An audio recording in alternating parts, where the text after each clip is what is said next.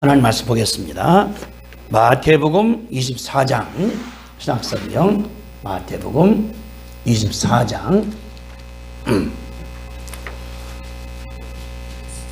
3절부터 14절까지 41쪽입니다. 41쪽. 제가 잘못 썼네요. 135가 다른 데인데 마태복음 24장 3절부터 14절까지 한 절씩 같이 함께 우리 교도하시겠습니다. 마태복음 24장 3절 잘했으면 아멘 합시다. 아멘. 예수께서 감람산 위에 앉으셨을 때에 제 아들이 조용히 와서 이르되 우리에게 이르소서 어느 때에 이런 일이 있겠사오며 또 주의 임하심과 산 끝에는 무슨 징조가 있사오리이까.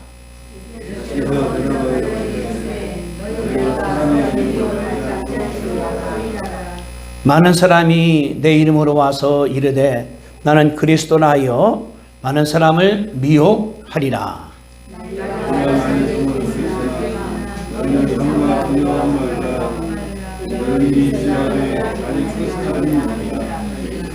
민족이 민족을, 나라가 나라를 대적하여 일어나겠고 곳곳에 기근과 지진이 있으리니 그때 사람들이 너희를 환난에 넘겨주겠으며 너희를 죽이리니 너희가 내 이름 때문에 모든 민족에게 미움을 받으리라.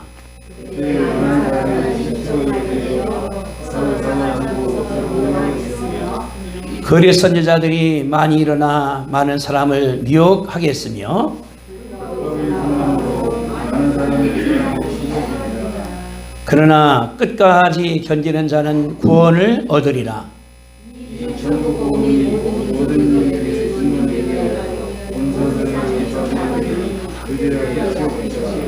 아멘. 우리 덕성 하나님께 영광 돌리겠습니다.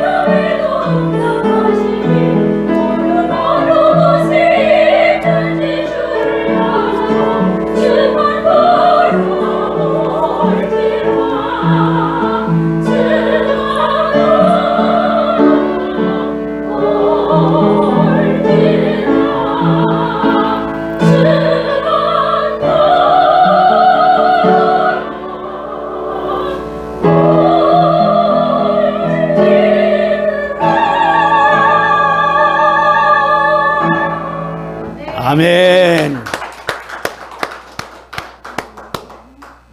저 너무나 감사해요. 두 분 다 70이 넘으신 분들인데 한 목사님은 저연세에 목소리 꾀꼬리같이 나오고 권사님은 손놀림이 누가 70 노인네예요. 그냥 얼마나 예민하게 나오는지 너무나 하나님께 감사드립니다. 우리 교회에 여러분 계신 것이 너무나 감사하고 하나님께 영광 돌리시기를 부탁드립니다. 우리 본문 8절과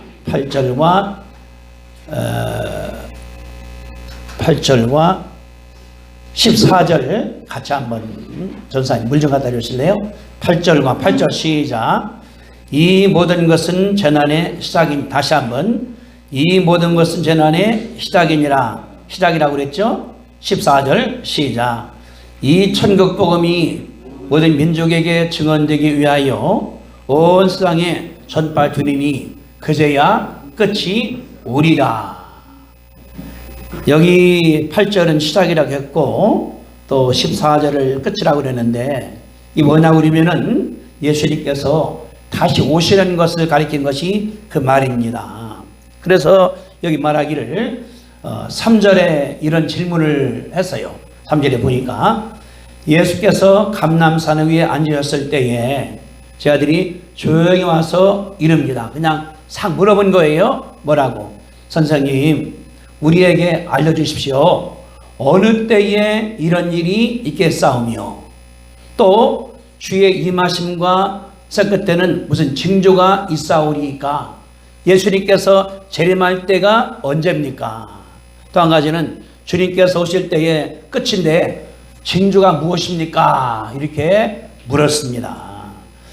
예수님 그래 그들의 답한 것이 이제 오늘 내용이에요.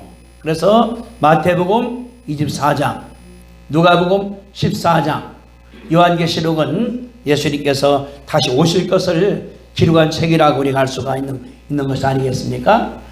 제가 여기서 왜 그러냐고 그러면 이제 제가 요새 이제 이 신천지에서 자주 하는 말 14만 4천 명은 자기다 그런 얘기들, 또 어제 지난주도 바람이 굉장히 불었습니다. 날씨가 추웠죠. 작년 우리나라에 54일 동안 장마가 계속됐습니다. 이런 일들, 그리고 북쪽에 러시아 저 북쪽에 거기 온도가 2월 달에 38도까지 올라간 거예요. 안 더운 지역인데 불이 나버렸습니다. 힘은 안 났는데 러시아가 불꺼기를 포기했습니다. 너무나 크니까. 이게 북쪽이에요. 그 불이 올라가니까 북극에서 어린이 녹았다는 것이 학설이거든요. 이런 일을 바라볼 때에 뭘 느끼냐 그러면은 재림이 가까웠다는 사실을 알 수 있게 되는 거거든요. 주님 그랬습니다. 주님 말씀하기를 주의 임하심과 세상 끝에는 어떤 징조가 있겠습니까? 주의 임하심, 주님의 재림을 예수님께서 말씀하시는 거거든요. 주님 말씀했거든요. 내가 갔다가 다시 오겠다. 예수님이 가시거든 그런다고 해서 선사그럽니다. 본대로 오실 것이다. 주님이 다시 와서 우리와 함께 왕의 왕으로 거할 것을 믿으시게 되기를 바랍니다. 우리 이렇게 살 것이 아니에요. 예수님 오시면은 우리가 왕족입니다. 우리가 힘을 주고 하나님과 함께 한다는 것이 사실이기 때문에 믿는 사람들에게 뭐냐고 그러면은 주의 재림이 임박한 거예요. 아주 말세하고도 지금 마지막 때입니다. 마지막 때. 예수님께서 언제 올지 몰라요. 근데 성경이 말하기를 시집가고 장가가고 먹고 놀 때 그때 주님께서 오신다고 얘기를 했기 때문에 성경이 말하기를 어떻게 도적같이 만다. 도적이 뭐예요? 경고 없습니다. 새벽에도 오고 한밤중에도 오고 낮에 오는 것이 도둑이기 때문에 예수님께서 언제 올지 모르기 때문에 깨어있으라고 주님께 말한 사실을 우리가 볼 수가 있는 것인데, 우리가 앞으로 다 몇 번 동안 해서 재림의 징조에 대해서 말씀 한번 나누려고 그러거든요. 그래서 제목이 예수 재림의 징조. 따라합시다. 예수 재림의 징조. 예수 재림의 징조. 일본이기 때문에 일본에 대해서 한번 얘기를 우리가 해보려고 그래요. 우리 한번 마태복음 2장으로 갑니다. 마태복음 2장에 여기 보니까 이제 1절에 그랬거든요. 헤로드 왕 때에 예수께서 유대 베들레헴에서 나심에, 그 다음 보세요. 뭐뭐뭐로부터 예루살렘에 이르니라. 그거 누가 이르렀어요? 마태복음 2장 1절에 헤로드 왕 때에 예수께서 베들레헴에 태어나니까 어디에서? 동방으로부터 누가? 박사들이 예루살렘에 이르렀어요. 박사들이 어디서? 동방서 질문합니다. 2절에 유대인의 왕으로 나시니가 어디 계십니까? 우리가 동방에서 그분의 별을 본 다음에 경배하려고 여기에 왔습니다라고 얘기했어요. 그러니까 예수님께서 베들레헴에 태어났을 때에 그걸 아는 자가 누구라는 거예요? 동방에서 온 박사라고 설명을 하고 있습니다. 박사들을 아래 여기 주석에 뭐라고 썼습니까? 점성가들, 과학자들, 천체 물리학자들, 연구소의 연구원들, 대학의 교수들, 그들이 예수를 믿었다는 말은 없어요. 그러나 연구하다 보니까 저 별이 예수님이 가르치신 것이라는 것은 확실한 걸 볼 수가 있는 것이거든요. 오늘날 과학자들이 연구해 보니까 컴퓨터로다가 역사를 막 돌려요. 어디까지? 예수님이 태어날 때까지 봤더니 목성이 그때 이상한 짓을 했어요. 나올 때에. 그 별 하나가. 그러니까 그 옛날에 과학자들이 천체 명령 없이 그 당시 망항적으로 연구를 해가서 예수가 태어난 것을 알았다는 것을 가르쳐주는 것이 이 본문입니다. 그런데 여기 물어보니까 그 4절에 이런 말씀, 4절에 왕이 모든 제사장과 백성의 서기관을 모아 그리스도가 어디 나겠냐 물었습니다. 누구한테? 대제사장들, 서기관들, 율법 학자들, 바리새인들 물어봤겠지. 그 사람들한테 물으니까 답을 합니다. 물었어요.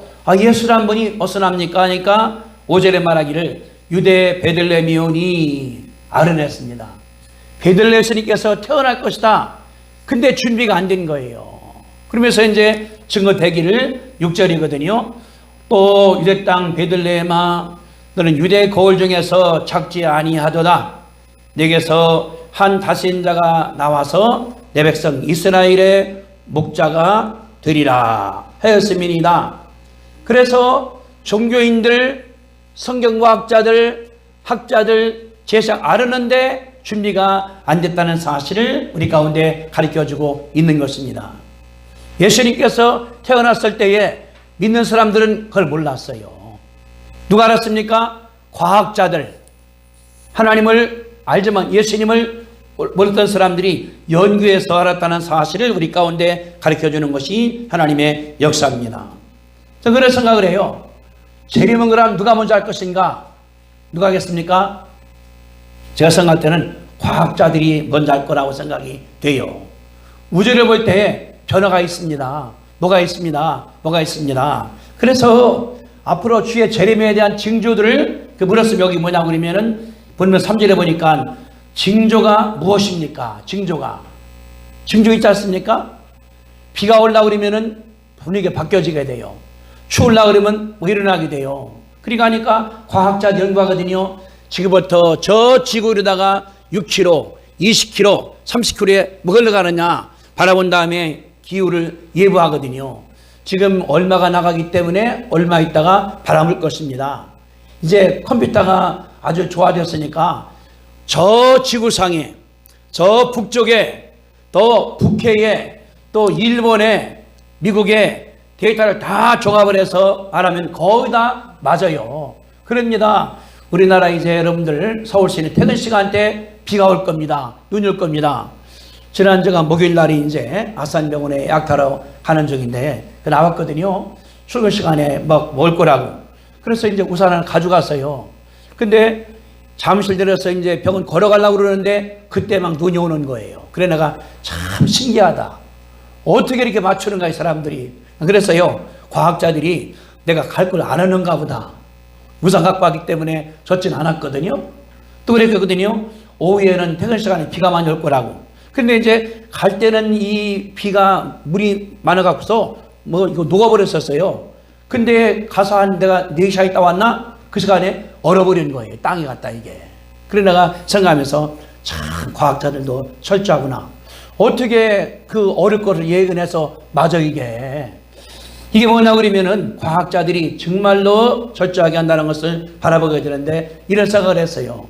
그러면은 1세기 때에 예수님께서 베들레헴에 태어난다 알았어요. 구약에 써 있습니다. 미가서에, 이사야서에 또는 창세기에 써 있는데 왜 그거를 이들이 준비를 안 했을까요? 안 했는데 왜 그랬을까요? 제가 생각할 때 메시아를 왕으로 생각을 했습니다. 정치가 한 명령함 울려오는 사람 그 생각을 한 거예요. 그러니까 이 뭐냐 그러면은 성경에 나오는 이거거든요. 육에서 하려고 그러면은 주의를 알아봐야 돼요. 오늘 이제 누가 결석을 했습니다. 예를 들어서 우리 유석일 사가 오늘 못 왔어요. 왜 안 왔을까? 아이 결석했다 혼내키는 것이 아니라 딸이 천식 때문에 입원을 했어 병원에. 엄마가 간호하다 보니까 추니까 감기가 들어버렸어요. 그러니까 다른 의사가 퇴원하시켰는데 데리고 나온 거예요. 분위기를 모르면은 욕할 수 있게 되는 거거든요. 뭐냐 그러면은 이게 벌어지게 되니까 분위기를 봐야 돼요. 왜 그랬는가 하는 것 같다가. 그러면 1세기 때 어찌하냐 이 사람들이 그런 거거든요. 메시아가 정치인이다. 성경 해석을 잘못한 사실을 알 수가 있는 것이거든요. 성경 해석하는 것이 아니라 내 생각대로 해석을 한 거예요. 내 나름대로다가 우리가 로마에 압력받으니까 정치가 되겠지 이렇게 생각한 거 볼 수 있는 것이 그들의 생각입니다. 둘째는 이들이 게으른 거예요. 하나님 말씀을 연구해서 어디 있을까 기도하고 찾아간 것이 아니라 그냥 여유가 있으니까 정부에 보호받으면서 여유가 있으니까 그냥 놀면서 했다는 사실을 가르쳐주는 것이 그런 일들입니다. 우리 그렇기 때문에 주의 재림이 가까웠으니 어떻게 했으니까 경건해야 돼요. 부지런해야 돼요. 성경도 보고 신문도 보고 텔레비도 보고 또 우리가 라디오 듣는 가운데서 정부 입사하는 것이 없다는 사실을 우리 가운데 가르쳐 주고 있습니다. 그래서 신학자 칼 바르트 그런 얘기를 했어요. 믿는 사람들에게는 한 손에는 성경을 한 손에는 신문을 가지고 있어야 된다. 우리가 텔레비전에서 오락만 볼 것이 아니라 정보를 알아야 돼요. 뭐가 들었는가 아는 게 중요한 줄로 우리가 믿습니다. 주님 그러면은 본문에 바라볼 때에 마지막 때의 징조를 뭐라고 그랬나 보시죠 여러분들. 자 6절입니다. 6절 뭐라고 했습니까? 난리 소문이 듣겠으나 주님 말씀할 때에 마지막 때에 난리 소문이 재림의 징조라는 것을 우리 가운데 가르쳐 주고 있죠. 여러분들 전쟁이 왜 납니까? 왜 싸웁니까? 뭐 때문에요? 영토 때문에 영토 넓히려고. 또 한 가지는 식량 때문에래요. 먹은 게 없으니까 점령해버리게 되는 거거든요. 그러니까 마지막 때가 되면은 식량이 부족하겠다 예측할 수가 있죠. 전쟁 소리가 많이 나게 되는 거니까. 그렇기 때문에 난리 소문이 나고 있다. 7절 보세요. 민족이 민족을 대적하고 나라가 나라를 대적한다. 곳곳에 기근과 지진이 있을 것이다. 민족과 민족이 싸웁니다. 우리는 한 민족이에요. 한국 사람이니까. 중국에서는 29자치구가 있습니다. 조선족도 있고 다른 족도 있고 족속끼리 싸우는 거예요. 미국도 연합국이에요. 흑인도 있고 백인도 있고 그러니까 자기네끼리 싸우지 않습니까? 이건 민족과 민족이 싸우는 거예요. 그 다음에 나라와 나라가 싸우거든요. 나라끼리 싸우는 거예요. 나라보다 더 중요한 것이 민족이기 때문에 싸워서 이제는 여기저기서 그것이 굉장히 많이 일어납니다. 그 다음에 또 기근이 있겠다. 기근이 얼마나 많습니까? 지금 아프리카에서 또는 이제 어디에서 이제 메뚜기가 다 먹음으로 말미암아 기근이 일어난 사실 우리가 알 수 있죠. 또 뭡니까? 지진이 일어나겠다. 지진이 굉장히 많이 일어나. 이제 빈도가 많이 그전보다 세졌었어요. 빈도가 이렇게. 그리고 지난주에도 인도네시아 화산이 폭발했지 않습니까? 나갈 때. 이제는 몰라요. 백두산이 폭발할지, 일본의 지진이, 인도네시아에, 또 이제 이 미국의 이 태평양국에 있는 그런 세친이 있으니까. 그러니까 뭐냐 그러면은 전쟁도 나고 민족끼리 싸움도 나고 기근도 나고 지진 나온다고 그러는 거 예수님께서 말씀한 사실 우리가 알 수 있거든요. 29절을 보세요. 29절에 보니까 여기 29절에 그런 말 썼습니다. 그날 환난 후에 즉시 해가 어두워지며 달이 빛을 내지 아니하며 별들이 하늘에서 떨어지며 하늘의 권능들이 흔들리리라. 뭐랬어요? 해가 어두워져. 해가 빛이 찍어져. 달이 빛을 내지 아니해. 별들이 하늘에서 떨어져. 유성 떨어지죠. 하늘의 권능들이 흔들릴 것이다. 이런 일이 일어난다는 사실을 예수님께서 말씀을 하셨습니다. 뿐만 아니라 30절입니다. 그때의 인자의 징조가 하늘에서 보이겠고 그때 땅의 모든 족속들이 통과하며 그들이 인자가 구름을 타고 능력과 큰 권능으로 오는 것을 보리라. 아멘. 거기 같이 읽습니다. 30절 시작. 그때의 인자의 징조가 하늘에서 보이겠고 그때 땅의 모든 족속들이 통곡하며 그들이 인자가 구름을 타고 능력과 큰 권능으로 오는 것을 보리라. 아멘. 주님께서 분명히 오신다는 사실을 우리 가운데 가르쳐 주고 있죠. 뭐냐 그러면은 재림이 가까웠습니다. 그전보다 가까웠습니다. 모르겠어요. 우리가 살 동안에 모르겠어요. 우리가 설명을 우리가 하겠지만은 요한계시록 6장에 볼 때에 굉장히 임박한 것을 우리가 알 수 있거든요. 뭐냐 그러면 전쟁 때문에 흉년이 들고 사망이 있고 땅 4분의 죽고 여러 가지 나오는데 8장에 더 자세합니다. 요한계시록 8장에 보니까 피 섞인 우박이 내리기 때문에 땅 3분의 1이 초토화가 되어버리고 또 이제 피가 바다에 피가 내리기 때문에 바다 산물의 3분의 1이 죽고 배들의 3분의 1이 파선당하고 하늘의 별이 떨어지고 물이 쓴맛이 되어서 사람들이 죽임을 당하게 되고 해의 3분의 1, 달의 3분의 1, 별 3분의 1이 타협받음으로 말미암아 어두워지고 빛을 발하지 못하게 된다는 사실을 가리켰습니다. 그뿐 아니라 땅속에서 황충이 나와 땅속에서 나온 다음에 다 갉아먹어서 사람들이 죽게 된다는 사실을 가르쳐준 것이 하나님의 역사입니다.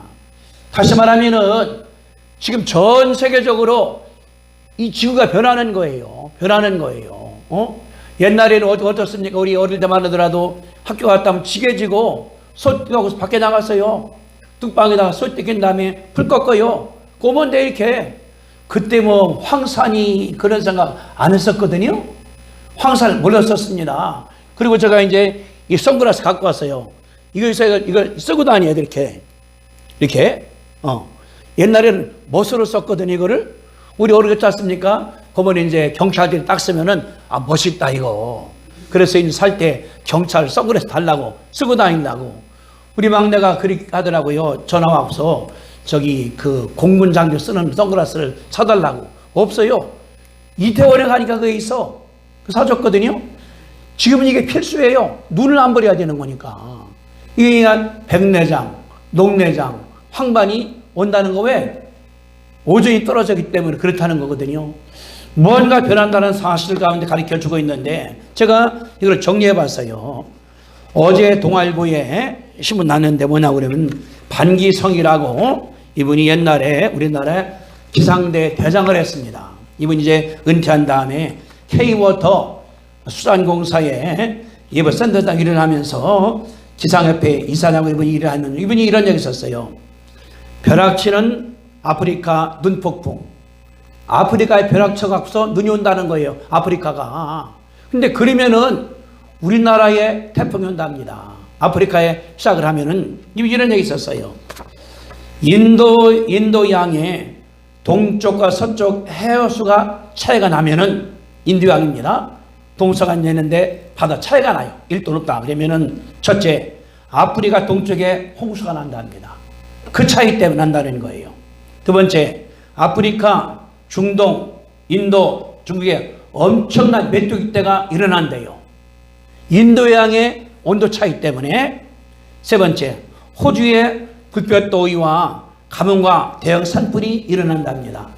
그 원인이 뭐냐 그러면은 인도양의 바다의 기온 차이 나는 거예요. 이 차이 때문에 호주에 엄청난 더위가 왔어요. 산불이 3개월 탔습니다. 다 버렸죠? 그 다음에 그것 때문에 동물이 10억 마리가 죽었답니다. 10억이. 그러면 성경이 말하기를 바다 생물의 3분의 1 죽었다. 그러면 어떻습니까? 죽으면 우리 먹을 양식이 없는 거예요. 양식이. 먹이 사슬이 되기 때문에. 그러니까 하니까 바다 생물이 죽었다. 그뿐 아닙니다. 바다의 생물이 못 살아요. 우리 먹던 생물이 없어졌습니까? 뜨거워지게 되니까 이 생물이 북으로 가버리는 거예요. 생태계가 변한다는 사실 가운데 가리켜 주고 있죠. 뭐냐 그러면은 이렇기 때문에 바다의 사막화, 바다 밑에가 죽어요. 산호초가 죽어버려. 플랑톤이 없어져 버려.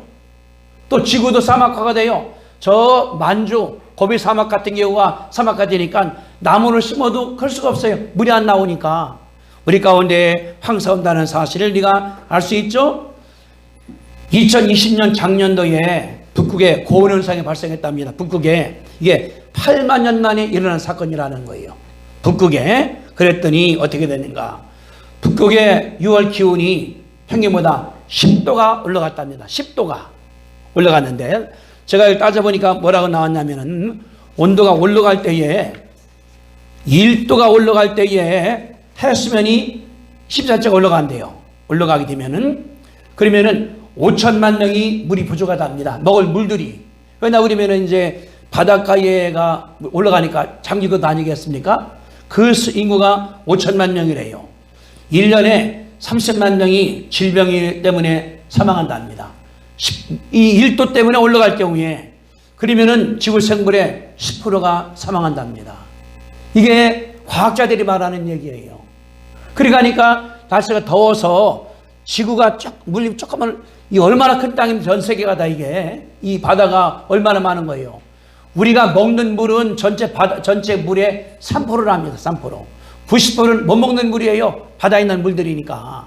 근데 그 큰 바다가 올라가요. 얼마? 10cm 물이 올라간다면 어마어마한 거예요. 우리 그러면 이제 서해안에, 남해안에 그 많은 사람들이 못 살아요. 왜? 물이 올라오니까 들어갈 수 없거든요. 이렇게. 저 미국 가다 보면 이제 거기 우리 산 데가 이제 산타모니카니까 가다 보면은 거기 써있어. 길이 이렇게 써있다. 못 썼냐면 쓰나미가 올 때에 여기까지 물이 찹니다. 라고 써있어. 길가에 이렇게. 갈 때 그러거든요. 애들 할 때마다 잘 보라고. 쓰나미 오는가. 그러면은 바닷물이 들어오기 때문에 도망가라는 그 표시거든요. 나갈 때에.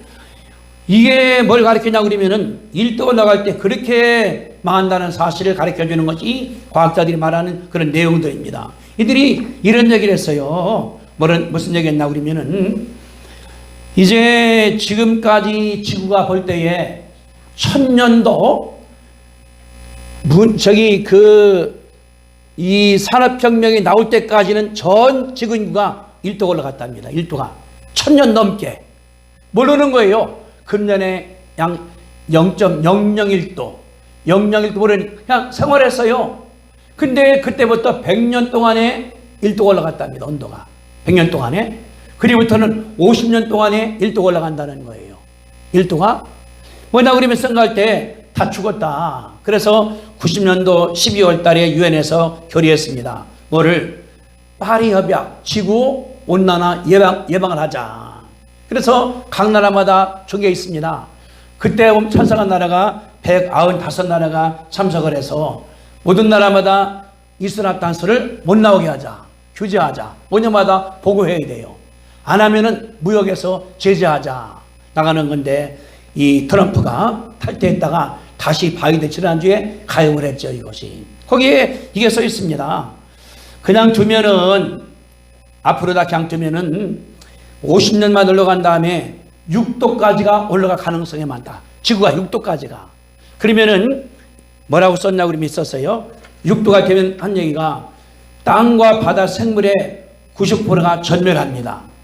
인류도 살지가 못합니다. 육도가 됐을 경우에.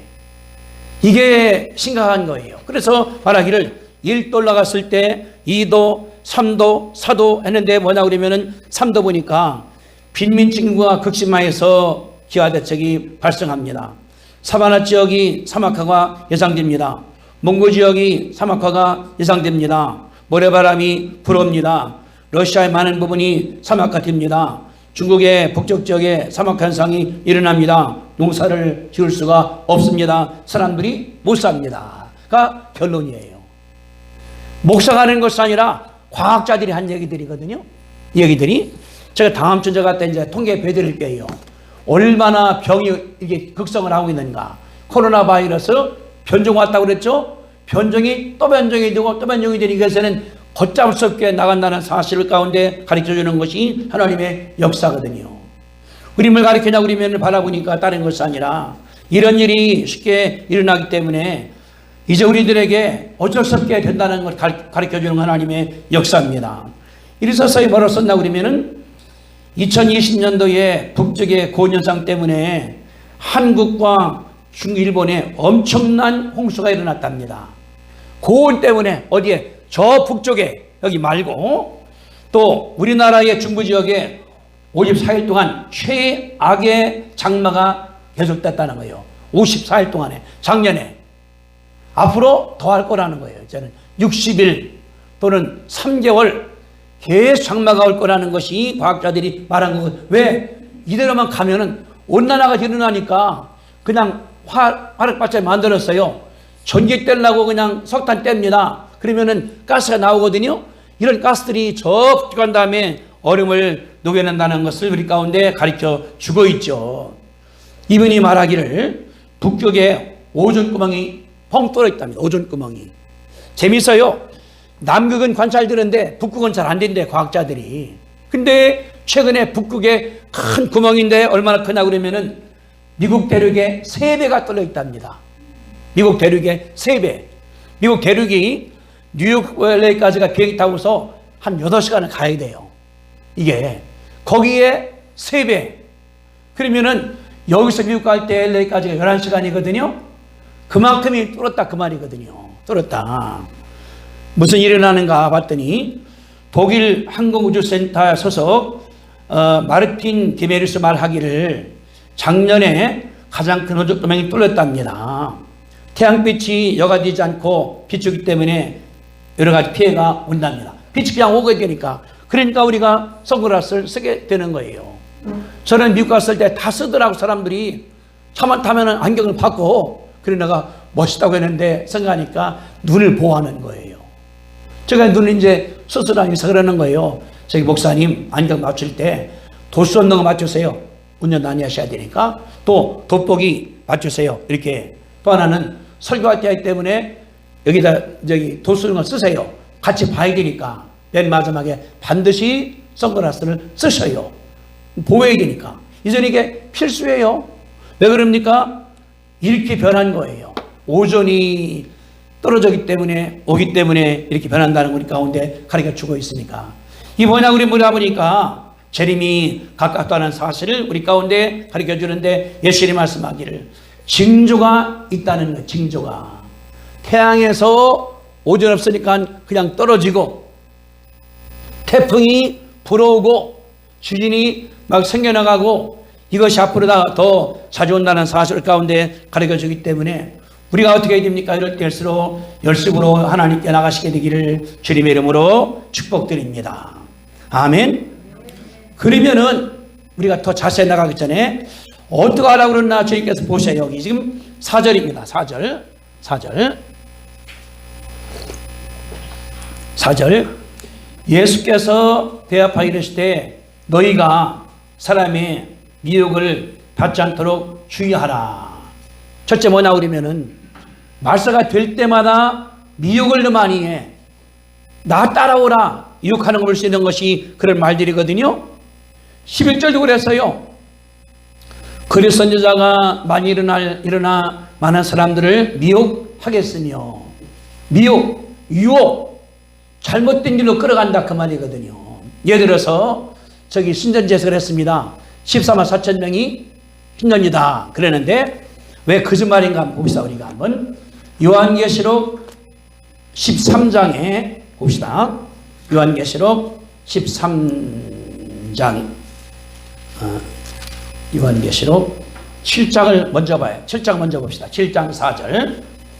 왜 그 말이 틀렸는가를 말해주는데 405페이지 요한계시록 4장 7장 4절이에요.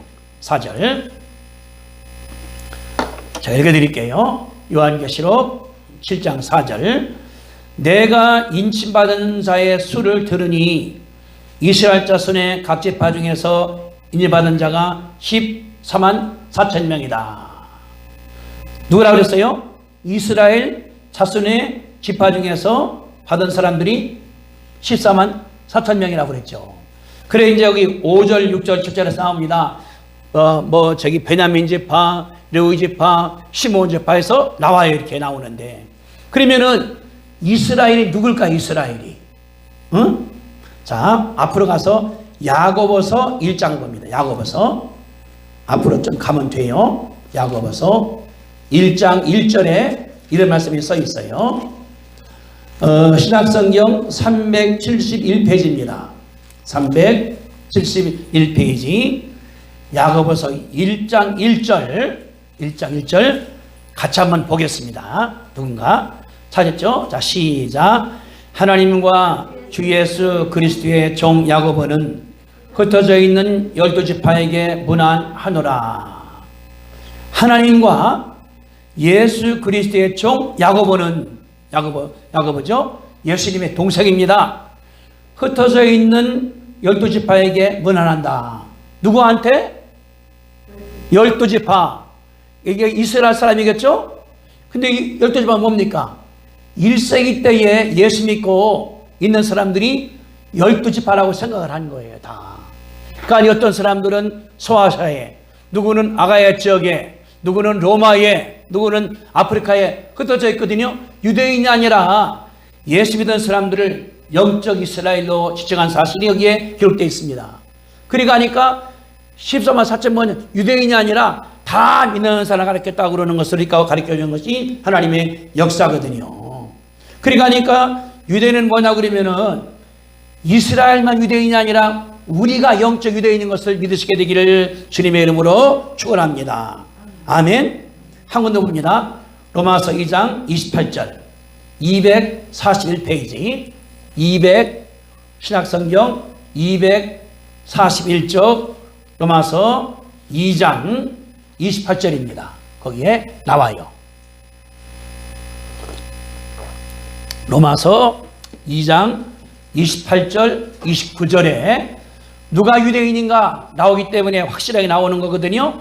자, 같이 읽습니다. 2장 28절 29절. 자, 시작. 무릇 표면적 유대인이 아니요 표면적 육신의 할례가 아니니라. 오직 이면적 유대인이 유대인이며 할례는 마음에 할지니 영에 있고 율법 주문에 있지 아니한 것이라. 그 칭찬이 사람에게서가 아니요 다만 하나님에게서니라. 아멘. 뭐라고 썼어요? 유대인이 표면적 유대인, 얼굴도 유대인 같아. 출생도 유대인이야. 부모가 유대인이야. 내가 유대인이야. 이걸 뭐라고 그러냐면은 표면적 유대인이라고 하는 거예요. 그냥 외모로. 또 표면적 할례를 행해서 표표에다가 이걸 했습니다. 말하기를 이것이 유대인이 아니라는 거예요. 혈통이 유대인 혈통, DNA가 유대인 DNA, 얼굴 모습이 유대인, 외모에 할례한 것이 중요한 거 아니라는 것이 바울의 진론이에요. 뭐가 중요합니까? 29절. 오직 이면적 유대인이 유대인이라. 이면적, 내적으로 예수님을 영접한 자, 하나님의 자녀가 된 자, 그런 사람이 유대인이라고 그러는 건 바울의 진론이거든요. 그러니까 하나님을 아버지로 모신 사람들, 예수님을 구주로 영접한 사람들, 하나님의 자녀가 된 사람들, 그 사람들은 혈통이 한국인이나 아프리카나 또 뭐 북한 사람들이나 관계없어요. 누구든지 간에 이면적 유대인이라고 말씀했죠. 그 다음에 할례는 마음이 할지니 영에 있고 율법적으로 있지 아니한 것이나 마음이 할례를 해야 돼. 하나님의 증거를 가져야 돼. 할례가 뭡니까? 유대인인 것을 보여주는 것이 할례예요. 그래서 옛날 사람들이 돌칼로 표피를 뱉거든요. 지금 뭡니까? 내 마음 가운 예수님이 들어온 거예요. 예수가 와서 십자가상의 죽음으로 말미암아 내 죄악이 사함받았다. 를 믿는 것이 진짜 할례인 줄로 믿으시게 되기를 바랍니다. 아멘. 우리가 할례 받은 사람이에요. 뭐 때문에? 예수님께서 나오 십자가 돌아가신 것을 내가 믿으니까. 우리는 진짜 유대인이란 말을 가는 것이 그 말이거든요. 우리는 뭐냐 그러면은 아브라함이 우리의 믿음의 조상이라고 할 만하다는 사실을 가르쳐 주고 있습니다. 신천지 사람이 유대인이 그 사람이 아니에요. 모든 믿는 사람, 우리뿐 아니라 미국뿐 아니라 아프리카, 유럽, 남미 다 믿는 사람들이 거기에 속한 것을 믿으시게 되기를 주님의 이름으로 축복드립니다. 이게 뭐냐 그러면은 유대인들이에요. 예수님을 믿는 사람들. 근데 중요한 게 있어요. 자, 요한계시록 13장으로 갑니다. 요한계시록 13장. 어떤 자가 진짜 14만 4천 명인가? 중요한 건데. 요한계시록 14장 412쪽 신약성경 412쪽 요한계시록 14장 여기만 읽고 우리가 오늘 끝냅니다. 누가 14만 명인가? 이 사람들은 환난이 굉장히 많아요. 이겨 마지막 예수님을 만나게 이 사람들을 만나게 되거든요. 어떤 자가 만나게 되는가? 그 내용이 여기 써 있는데, 자 14장 3절부터 제가 읽어드릴게요. 차근차근 읽어드릴게요. 요한계시록 14장 3절. 그들이 보좌 앞과 내 생물과 장로들 앞에서 새 노래를 부르니 땅에서 속량받은 14만 4천 밖에 능히 이 노래를 배울 사람이 없더라. 그러니까 그 말했죠. 이 사람들은 누굽니까? 14만 4천 명은 여자와 더불어 더럽히지 아니하고 음녀가 앞에 나와요. 음녀가, 사탄의 음녀가 더럽히지 아니하고 순결한 자라, 어린 양이 어디로 인도하든지 따라가는 자며 사랑 가운데서 속량함을 받아 처음 익은 열매로 하나님과 어린 양에게 속한 자들이니. 자, 5절가 읽습니다. 시작. 그 입에는 거짓말이 없고 흠이 없는 자들이더라. 아멘. 이들이 뭐냐 그러면은 특징이 있어요. 5절에 거짓말이 없어. 입에 흠이 없어. 이게 이들의 특징이라는 거예요. 누가? 마지막에 환난이 와 핍박이 와 끝까지 예수 믿고서 예수님 만난 사람들이에요. 주님께서 오실 때에 그 주님 말씀했거든요. 입에 보니까 거짓말이 없어. 입에 두 번째 흠이 없어. 거짓말이 뭘까요?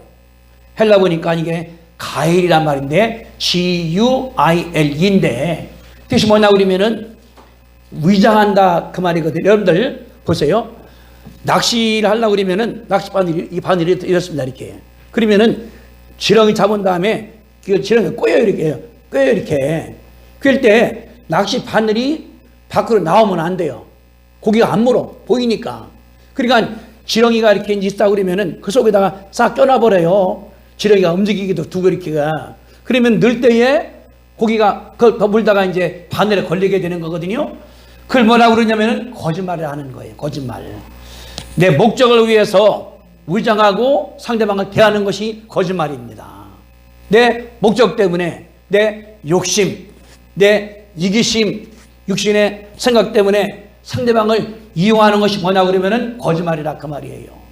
근데 마지막까지 이 사람 누구냐 그러면은 입에 거짓말이 없어. 내가 좀 돈 벌라고 속이는 것이 아니요. 장사꾼들이야 당연하지 않습니까? 그 속이는 것이 아니죠. 이윤을 창출해야 되는 거니까. 왜냐 그러면은 물을 사왔죠, 노력했죠, 팔았죠, 세금되기 때문에 돈 많은 건 당연한 그거는 속이는 게 아니에요. 그러나 이건 속이는 거지. 저울추를 받고 이거는 속이는 거지. 이게 거짓말이니까. 말하기를 누구냐 그러면은 거짓말이 없다. 누가? 예수님을 사랑하는 사람들에게 이런 가르쳐주는 것이 이 말이거든요. 우리가 이제 살아갈 때 어렵습니다. 먹을 게 모자라. 태양 때 병이 막 생겨. 이제는 피부병이 얼마나 생길지 몰라요. 앞으로다가. 없던 병들이 더 생긴 거 아니겠습니까? 아마 피부병 없는 병들이 굉장히 많을 거예요. 근데 이겨낸다고. 근데 거짓말이 없다고. 입에 뭐냐고 예서노 뿐이지 나 속이려고 거짓말 못하는 것이 이게 삶이에요. 저도 이제 멀리 끼나 살다 보니까 해봤자 거짓말 며칠 가겠냐고. 많으면은 한 1년 가겠지. 아니면 뭐 상대가 모르겠지. 근데 내 양심은 하나님 할 때 안 맞잖아요, 이거. 그러니까 안 하게 돼버리는 거예요. 가서 죄송하다고 내가 이렇게 해야 되는데 잘못했다고 하면 상대방 또 받아줘.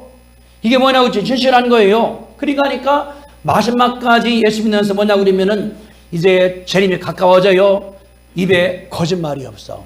그래 내가 부족해. 아니면 말 안 해버려 갔다가 나가는 거. 이게 첫째.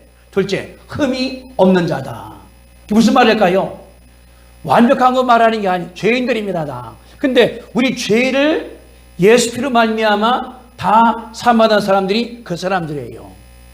뭐냐고 그러면은 죄 이제 용서받았으니까 안 지는 거예요. 주님께서 그러거든요. 너 그거 하면 안 돼 하면 알았습니다. 안 하는 거예요. 이게 흠없는 사람들이에요. 다시 말하면은 진리를 가르쳐주면 진리만 따라가는 거예요. 예수님 진리 가르칠 때 아멘 받는 거예요. 거절하지 않는 것이 아니라. 그런 사람들이 흠이 없다고 말하는 사실을 볼 수 있거든요. 그러니까 성경이 가르쳐주면 따라가는 거예요. 아멘 내가 하겠습니다. 하겠습니다. 이런 자들이 마지막까지 살아난다는 상황을 가르쳐주는 것이 하나님의 역사입니다. 우리가 이제 말씀을 맞으면서 생각할 때에 재림이 가깝습니다. 아까 말씀한 것처럼 임박했어요. 아마 이게 갑자기 올 거예요. 이제 기후도 올라가기 때문에 여러 나라가 이제 맞았는데 미국이 탈퇴했다 들어왔잖아요. 몰라요. 지금 이제 나라마다 나오는 거니까. 그러면 1도가 올라가면은 이제 어려워지게 돼요. 힘들어지게 돼요. 삶이 안 돼요. 경제가 안 들어가게 돼요. 그러나 그때 위선하는 것이 아니라 끝까지 믿음을 지켜나가시게 되기를 주님의 이름으로 축복합니다. 미혹을 받지 말아야 돼요.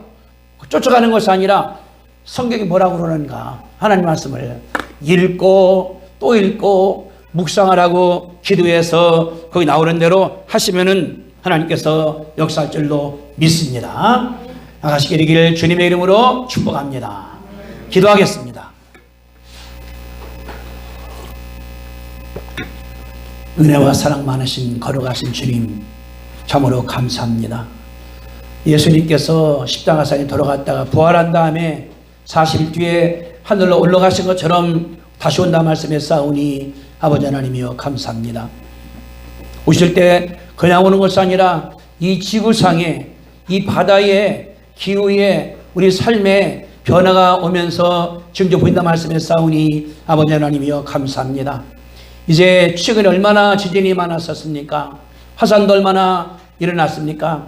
태풍이 홍수가 뜨거운 열기가 얼마나 지구를 덮습니까? 앞으로 더 많다는 사실을 말씀했사오니 아버지 하나님이여 감사하고 이런 증상들이 재림의 징조인 것을 깨닫사오니 아버지 하나님이여 감사합니다. 이럴수록 더 기도하고 하나님 말씀을 읽고 묵상을 하고 순종을 하고 하나님께 담대히 나가므로 말미암아 어떤 재앙이 온다 하더라도 미혹당하는 것이 아니라 믿음직히 아버지 하나님께서 축복하시며 도와주시옵소서. 예수님이 살아계시오니 아버지 하나님이여 감사합니다. 주님께서 다시 와서 이 땅을 만들 때는 천국이기 때문에 고통도 없고 질병도 없고 다 축복 가운데 일어나는 믿사오니 아버지 하나님이여 감사하고 그때를 기다리면서 지금도 하나님께 기도하고 아멘 사람들에게 전도하고 예수를 전파함으로 말미암아 준비케 하나님께서 축복하시고 이끌어 주시옵소서. 한 명도 미혹당하지 않게 도와주시옵기를 아버지 간절히 간구합니다. 사탄애가 와서 우리를 유혹합니다. 좋다고 잘된다고 다 거짓말인 것을 우리가 믿게 도와주시옵시고 주님만이 진리기 때문에 십자가를 치고 고생을 하더라도 내 일을 감당함으로 말미암아 죄 하나 세우도록 하나님께서 축복하여 주시옵소서. 예수님의 이름으로 감사하며 기도드리옵나이다. 아멘. 이제는 우리 머리 되신 예수 그리스도의 은혜와 하나님 아버지의 그 놀라우신 사랑하심과 성령 충만하심이 재림이 가까웠을 때에 징조를 바라보고 겁내는 것이 아니라 더 기도하고 하나님께 충성을 하고 전도하고 거짓말하지 아니하고 진실하기로 결심하는 성도들의 믿음 위에 가정 위에 자녀 위에 사업 위에 함께 하시기를 간절히 축원하옵나이다. 아멘.